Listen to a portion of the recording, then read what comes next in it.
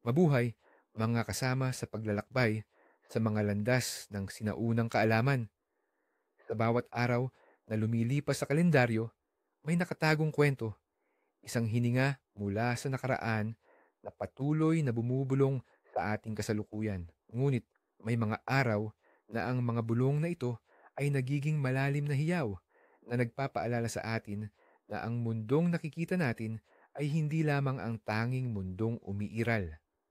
Ngayon, ang ating paglalakbay ay dadalhin tayo sa ikaapat ng Setyembre. Isang araw na, sa unang tingin, ay tila ordinaryo lamang. Subalit sa ilalim ng payak nitong petsa, nagkukubli ang araw ng mahiwagang hangganan, isang pangalan na binigyan natin sa araw na ito. Sapagkat sa mga sinaunang paniniwala, ito ay isang panahon kung saan ang mga pader sa pagitan ng ating mundo at ng mga di nakikita ay nagiging manipis. Ito ay panahon ng pagbabago, ng paglilinis, at ng paghaharap sa mga lihim na kapangyarihan na humuhubog sa ating tadhana. Ang Setyembre bilang buwan ng paglilipat, ng pag-aani sa ilang bahagi at paghahanda para sa nalalapit na taglamig ay nagdadala ng sarili nitong enerhiya, isang enerhiya na puno ng pag-asa at babala. Sa kalendaryong Kristiyano, ang ikaapat ng Setyembre ay ginugunita ang kapistahan ni Santa Rosalia, isang marangal na birhen na pinaniniwalaang nagligtas sa lungsod ng Palermo sa Sicily mula sa isang mapanirang salot. Sa Pilipinas, kung saan ang pananampalatayang Katoliko ay malalim na nakaugat, ang kwento ni Santa Rosalia ay yumayakap sa mga lokal na paniniwala tungkol sa proteksyon at pagpapagaling. Siya ay itinuturing na tagapagtanggol laban sa mga karamdaman, salot, at mga di inaasahang kasawian. Ang mga deboto ay lumalapit kay Santa Rosalia upang humiling ng proteksyon sa pamilya mula sa sakit, lalo na sa mga epidemya, at gabay sa paghahanap ng kalinisan ng kaluluwa. Ang kanyang kapangyarihan ay pinaniniwalaang nagmumula sa kanyang matinding pananampalataya at pagtalikod sa makamundong buhay na nagbigay sa kanya ng malalim na koneksyon sa kabanalan. Hindi lamang ito isang Kristiyanong kapistahan. Sa ilalim ng mga ritual ng simbahan, naroon pa rin ang ugat ng mga sinaunang paganong paniniwala. Bago dumating ang Kristyanismo, ang mga tao sa Pilipinas ay mayroon ng malalim na paggalang sa mga espiritu ng kalikasan, sa mga anito at diwata. Ang araw na ito, sa sinaunang pananaw, ay maaaring itinuring na isang araw upang pagtibayin ang mga hangganan ng komunidad, upang linisin ang sarili mula sa masasamang impluensya, at upang maghanda sa mga pagbabago ng panahon. Ang pagdating ng isang banal na tagapagtanggol tulad ni Santa Rosalia ay nagbigay ng bagong mukha sa isang lumang pangangailangan, ang pangangailangan ng proteksyon laban sa di nakikita, maging ito man ay sakit, masamang espiritu, o kamalasan. Upang lubos nating maunawaan ang kapangyarihan ng ikaapat ng Setyembre, dumako tayo sa kwento ng babaeng nagbigay ng liwanag sa araw na ito, si Santa Rosalia. Ipinanganak noong ika-12 siglo sa isang marangal na pamilya sa Palermo, Sicily. Si Rosalia ay anak ni Sinibald, isang inapo ng dakilang Charlemagne. Mula sa kanyang murang edad, ipinamalas niya ang isang puso na hindi nabighani ng yaman at karangyaan ng kanyang angkan. Sa halip na hanapin ang kaligayahan sa mga palasyo at mga kasayahan ng mundo, ang kanyang kaluluwa ay uhaw sa kapayapaan at koneksyon sa Diyos. Sa isang mundo na puno ng politika at digmaan, kung saan ang kapangyarihan at kayamanan ang nagdidikta ng kapalaran ng mga tao, si Rosalia ay pumili ng ibang landas. Isang gabi, habang siya ay nananalangin, isang pangitain ang dumating sa kanya. Nakita niya ang Birheng Maria na nag-aanyaya sa kanya na iwanan ng lahat at italaga ang kanyang buhay sa Diyos. Hindi siya nagatubili. Sa edad na 14, ginulat ni Rosalia ang kanyang pamilya at ang buong lipunan nang talikuran niya ang kanyang marangyang pamumuhay at pumasok sa isang monasteryo ng mga Benediktin.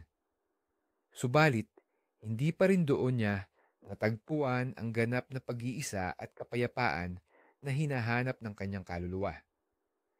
Hindi nagtagal, umalis si Rosalia sa monasteryo at nagtungo sa isang liblib na kuweba sa Monte Pellegrino, isang bundok malapit sa Palermo. Doon, siya ay namuhay bilang isang ermitanya sa loob ng maraming taon, malayo sa ingay at tukso ng mundo. Siya ay nabuhay sa panalangin, pagmumuni-muni, at pakikipag-ugnayan sa kalikasan. Ang kanyang pagkain ay simpleng damo at tubig, ang kanyang damit ay pinakakaraniwan, at ang kanyang tahanan ay ang malamig at madilim na kuweba. Doon, isinulat niya ang mga katagang ito sa dingding. Ako si Rosalia, anak ni Sinibald, ng mga Rose ng Sinibaldo, dahil sa pagmamahal sa aking Panginoong Hesukristo, ay nagpasya na mamuhay sa kuwebang ito ng Monte Pellegrino. Ang kanyang desisyon ay isang testamento ng matinding pananampalataya at pagtalikod sa lahat ng makamundong bagay. Ang kanyang kamatayan ay nanatiling misteryo sa loob ng maraming taon. Walang nakakaalam kung kailan o paano siya namatay. Ngunit ang kanyang kwento ay hindi nagtapos doon. Mahigit 500 taon ang lumipas. Noong taong 1624, isang nakakapangilabot na salot ang lumaganap sa Palermo na nagdulot ng malawakang pagkamatay. Ang lungsod ay nasa bingit ng pagkalipol. Sa gitna ng desperasyon, isang mangangaso ang naghahanap ng ligaw na kambing sa Monte Pellegrino nang matuklasan niya ang kanyang mga labi sa loob ng isang kuweba. Kasabay nito, isang may sakit na babae ang nagkaroon ng pangitain kay Santa Rosalia na nagsabi sa kanya na hanapin ang kanyang mga buto at ilibot ang mga ito sa buong Palermo. Nang matagpuan ang kanyang mga labi, malinis at mabango, sa kabila ng 5 siglo, isinagawa ang isang prosesyon, ilibot ang kanyang mga buto sa buong lungsod at sa bawat lugar na nadaanan ng prosesyon, himalang huminto ang salot. Nagkaroon ng biglaang pagpapagaling at ang mga namamatay ay tumigil. Mula noon, si Santa Rosalia ay kinilala bilang ang tagapagligtas ng Palermo at naging patrona ng lungsod, pati na rin ang patrona laban sa salot at karamdaman. Ang kanyang kwento ay nagpapaalala sa atin na ang tunay na kapangyarihan ay hindi nagmumula sa kayamanan o posisyon, kundi sa malalim na pananampalataya at pagtalikod sa makamundong pagnanasa. Sa kanyang buhay at sa kanyang kamatayan, ipinakita ni Santa Rosalia na ang mga lihim na tagapagbantay ay madalas na matatagpuan sa pinakatahimik at pinakaliblib na lugar, handang magbigay ng proteksyon sa mga nangangailangan. Sa araw ng mahiwagang hangganan, ang mga palatandaan mula sa kalikasan at pang-araw-araw na buhay ay mas malinaw at may mas malalim na kahulugan. Ang mga lolo at lola natin na may matalim na pakiramdam sa daloy ng enerhiya ng mundo ay nagbabala na pakinggan ang mga bulong ng kapaligiran. Mga palatandaan ng panahon at pag-aani. Ulan pagkatapos ng matinding init. Kung umulan sa araw na ito pagkatapos ng mahabang panahon ng tagtuyot, ito ay itinuturing na isang magandang tanda. Sinasabing ang mga patak ng ulan ay nagdadala ng pagbasbas at paglilinis na naguhugas sa mga kamalasan at nagdadala ng bagong pag-asa at kasaganaan sa lupa at sa mga naninirahan dito. Ang lupa ay nagbabago at kasama nito ang ating kapalaran. Malakas na hangin mula silangan. Kung ang hangin ay malakas na humihihip mula sa silangan, ito ay babala ng pagbabago. Hindi ito direktang masama, ngunit nagpapahiwatig na may paparating na malaking pagbabago sa buhay ng marami. Maaaring sa trabaho, pamilya, o personal na relasyon. Ang hangin ay nagdadala ng mga bagong enerhiya at kailangan tayong maging handa na sumakay sa agos. Pagsikat ng araw na kulay kahel o pula. Ang isang pagsikat ng araw na tila nagniningas sa kulay kahel o pula ay tanda ng matinding enerhiya sa araw na ito. Ito ay maaaring magpahiwatig ng mga paborableng pagkakataon para sa pagkuha ng kayamanan o pagtatagumpay sa mga negosyo. Ngunit nangangailangan din ng pag-iingat laban sa labis na pagmamataas o pagpapabaya. Di karaniwang pamumukadkad ng halaman. Kung may isang halaman sa iyong bakuran na di inaasahang namumukadkad sa araw na ito, lalo na kung ito ay karaniwang hindi namumulaklak sa Setyembre, ito ay isang napakalakas na tanda ng swerte. Sinasabing ito ay simbolo ng hindi inaasahang pag-usbong ng kayamanan o isang bagong simula na magdadala ng malaking pagpapala. Paglipad ng malalaking ibon sa grupo. Kung makakita ka ng isang malaking grupo ng mga ibon na lumilipad ng sabay-sabay sa isang direksyon, lalo na patungo sa kanluran, ito ay sinasabing tanda ng paglilipat ng masamang enerhiya. Ang mga ibon ay nagsisilbing tagahatid ng mga hindi ka nais-nais na puwersa palayo sa iyong tahanan at komunidad na nagdadala ng kapayapaan. Mga palatandaan sa bahay at pinansyal, biglang pagbagsak ng bagay. Kung biglang bumagsak ang isang bagay sa bahay nang walang maliwanag na dahilan, ito ay maaaring isang babala. Kung ito ay babasagin at nabasag, ito ay nagpapahiwatig ng pagkakabasag ng isang planong pinansyal o relasyon. Kung ito naman ay matigas at hindi nabasag, ito ay tanda na mayroon kang matatag na pundasyon at malalampasan mo ang anumang pagsubok. Pangangati ng palad, kaliwa at kanan. Ang pangangati ng kanang palad ay sinasabing tanda ng paparating na pera, habang ang kaliwang palad naman ay nagpapahiwatig ng paggastos. Sa araw na ito, ang mga palatandaang ito ay mas matindi. Kung parehong nangangati, maghanda para sa isang balanse ng pagpasok at paglabas ng salapi. Pagkadulas ng barya o pera mula sa bulsa. Kung aksidenteng madulas ang barya o pera mula sa iyong bulsa, ito ay itinuturing na babala laban sa pagiging mapag-aksaya. Ang paniniwala ay ang nawala ay babalik, ngunit may kalakip na leksyon. Mag-ingat sa iyong mga gastusin. Biglang pagkawala ng suso o anting-anting.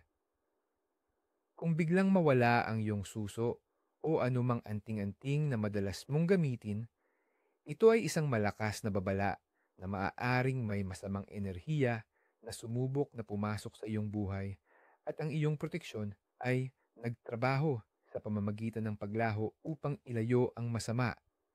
Kailangan mong maging mas maingat. Mga panaginip sa gabing ito. Ang mga pangarap sa gabi ng ika-4 ng Setyembre ay sinasabing may malalim na koneksyon sa iyong hinaharap at mga lihim na pagnanasa. Pakinggan ang mga mensahe mula sa iyong subconscious.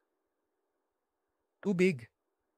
Ang malinis at umaagos na tubig ay simbolo ng paglilinis, bagong simula, at emosyonal na kapayapaan.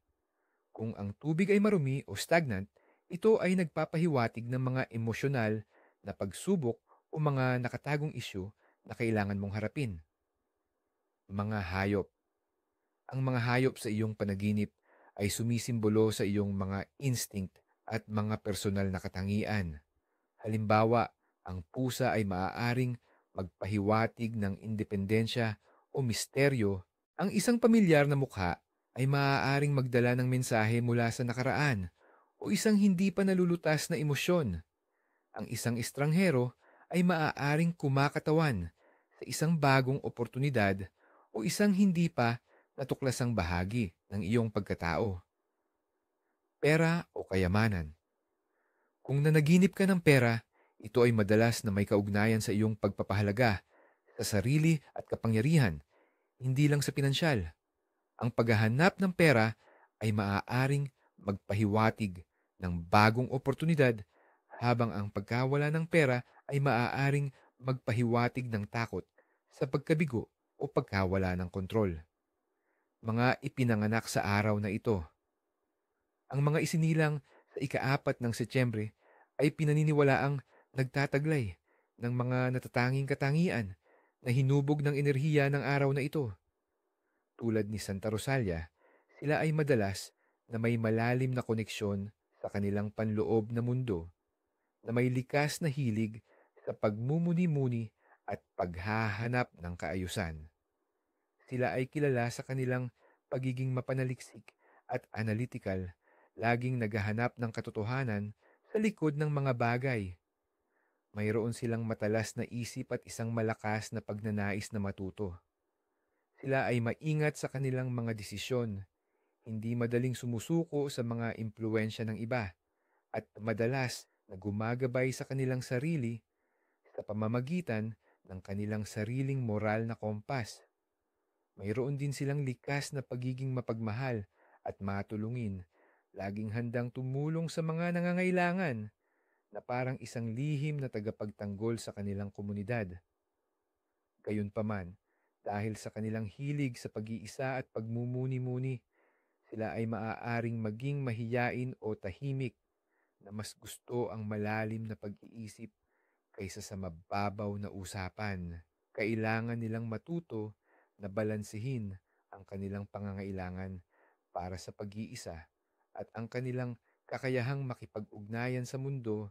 Ang kanilang kapalaran ay madalas na may kinalaman sa pagdadala ng kalinawan at kaayusan sa kaguluhan, at sa pagiging isang mapagkakatiwalaang haligi sa kanilang paligid.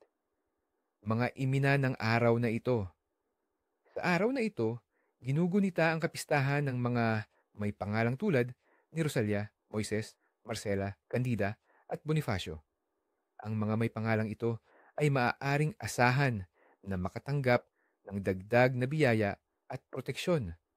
Lalo na kay Rosalia, ang pangalan mismo ay nagtataglay ng isang espesyal na kahulugan, isang bulaklak ng rosas, simbolo ng kagandahan at pagdudusa, na nagpapaalala sa buhay ng santa. Ang mga may pangalang Rosalia ay madalas na may likas na kagandahan, kapwa sa loob at labas, at isang malalim na pakiramdam ng pagmamalasakit sa kapwa. Sila ay maaaring maging tagapagdala ng pag-asa at pagpapagaling sa kanilang paligid. Ngunit kailangan din nilang mag-ingat na hindi malamon ng pasakit ng iba, at matutong pangalagaan ang kanilang sariling enerhiya. Ang kanilang buhay ay isang patotoo sa paglaban sa mga pagsubok na may pananampalataya. Ngayon, dumako tayo sa mga gawi at ritual na maaaring isagawa sa araw ng mahiwagang hangganan upang magamit ang natatanging enerhiya ng araw na ito para sa proteksyon, paglilinis at paghahanap ng kapayapaan. Tandaan, ang bawat ritual ay dapat isagawa ng may paggalang at buong puso. Ritual ng paglilinis ng tahanan at kaluluwa. Layunin: upang alisin ang anumang negatibong enerhiya, kamalasan o masasamang impluensya na maaaring nakakapit sa iyong tahanan at sa iyong sarili, at upang anyayahan ang kapayapaan at pagpapala.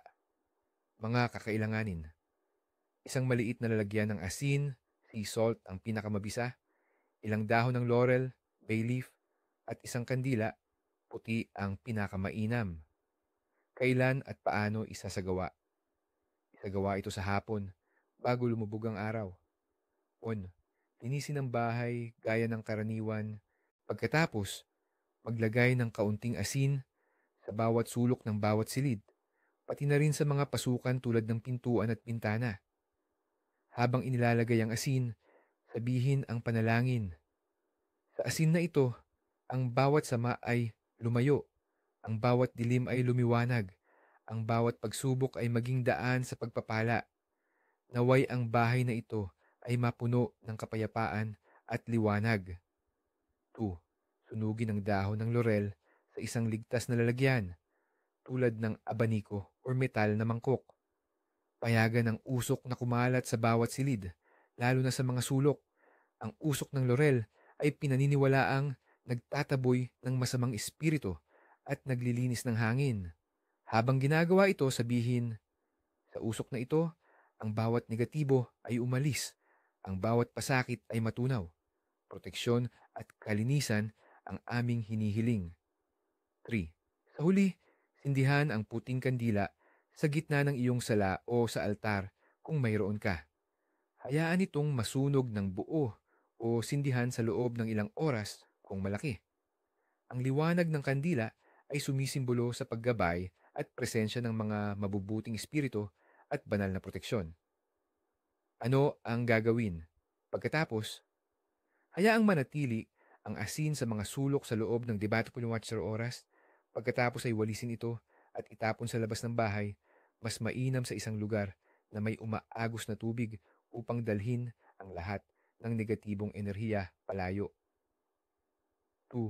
Ritual ng pananggalang kay Santa Rosalia para sa kalusugan. Layunin, upang humingi ng proteksyon mula sa sakit, lalo na sa mga nakakahawang karamdaman, at upang mapanatili ang kalusugan ng pamilya. Mga kakailanganin, isang imahe o medalya ni Santa Rosalia, kung mayroon, isang baso ng malinis na tubig at isang puting kandila. Kailan at paano isasagawa? Isagawa ito sa umaga o hapon. 1. Maglagay ng imahe ni Santa Rosalia sa isang malinis na lugar. Sa harap nito, maglagay ng baso ng tubig at sindihan ang puting kandila. 2. Maglaan ng ilang sandali para magnilay at kalmahin ang iyong isip. Huminga ng malalim. 3. Humingi ng tulong kay Santa Rosalia ng may buong pananampalataya. Maaari mong sabihin, "O maluwalhating Santa Rosalia, dalisay na birhen at tagapagligtas ng Palermo, dinggin mo ang aming panalangin. Sa araw na ito ng iyong kapistahan, hinihiling namin ang iyong makapangyarihang pananggalang.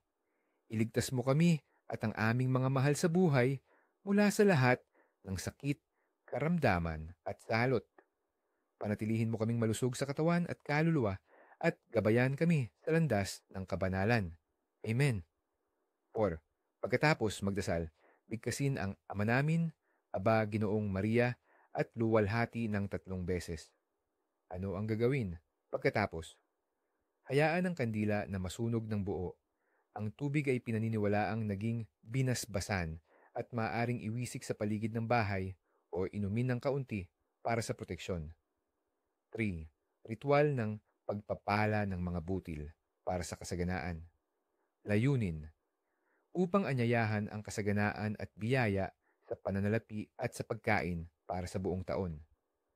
Mga kakailanganin, isang maliit na sachet o tela na lalagyan, ilang butil ng bigas, simbolo ng kasaganaan, ilang butil ng mais, simbolo ng kayamanan, at isang barya, pinakamainam kung may mataas na halaga. Kailan at paano isasagawa? Isagawa ito sa umaga, bago ang tanghalian. 1. Maghanda ng isang malinis na sachet. Ilagay ang butil ng bigas, mais, at barya sa loob nito. 2. Hawakan ang sachet sa iyong mga kamay at itaas ito ng bahagya na parang nag-aalay sa kalangitan. 3. Magsabi ng panalangin ng pasasalamat at hiling, "O mga espiritu ng lupa at langit, at sa gabay ni Santa Rosalia, salamat sa mga biyaya na aming tinatanggap. Sa mga butil na ito at sa barya, hinihiling namin ang patuloy na daloy ng kasaganaan. Naway ang aming hapag ay laging puno at ang aming mga pagsisikap ay magbunga. Proteksyon at biyaya ang aming kailangan." Ano ang gagawin? Pagkatapos, ilagay ang sachet sa iyong kusina, malapit sa imbakan ng pagkain o sa iyong pitaka o lalagyan ng pera. Hayaan itong manatili doon sa loob ng 1 taon at palitan sa susunod na ika-4 ng Setyembre.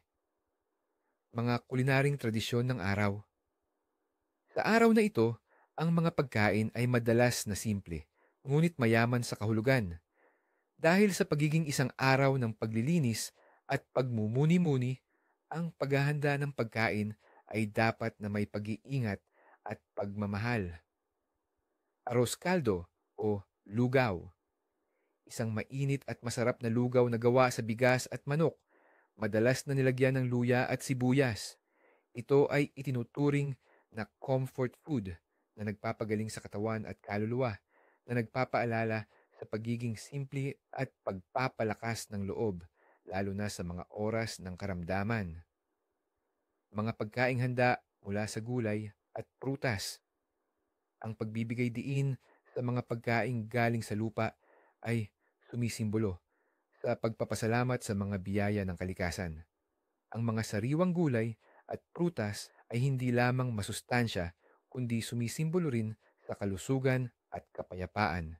Mga simpleng kakanin tulad ng biko, malagkit na bigas na may latik, suman o puto. Ang mga pagkaing ito ay nagpapaalala sa pagiging matamis ng buhay at ang kahalagahan ng pagbabahagi sa pamilya at komunidad. Ang paggawa at pagbabahagi ng mga kakanin ay itinuturing na isang paraan upang magpalaganap ng positibong enerhiya at kasaganaan. Kung may mga dapat gawin, mayroon ding mga mahigpit na babala at bawal na dapat sundin sa araw ng mahiwagang hangganan. Ang paglabag sa mga ito ay pinaniniwalaang nagdadala ng masamang kapalaran, karamdaman, o pagkawala ng proteksyon. Ang mga babala na ito ay hindi lamang lumang kwento. Huwag magwalis sa gabi. Ito ay isa sa pinakakaraniwang pamahiin sa Pilipinas. Ngunit sa araw na ito, mas matindi ang epekto. Ang pagwawalis sa gabi ay pinaniniwalaang nagtataboy o nagtatapon ng swerte at kasaganaan na pumasok sa bahay sa maghapon. Bukod pa rito, sa araw na ang mga hangganan ay manipis, ang pagwawalis sa gabi ay maaaring makagambala sa mga mabubuting espiritu o anito na gumagala at nagbabantay, na maaaring magdulot ng kalungkutan o pagkainis sa kanila, na magreresulta sa pagkawala ng kanilang proteksyon.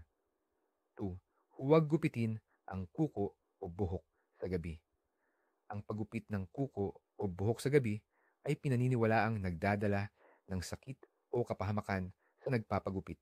Sa konteksto ng araw ng mahiwagang hangganan, ang bahagi ng katawan ay mas sensitibo sa mga negatibong enerhiya.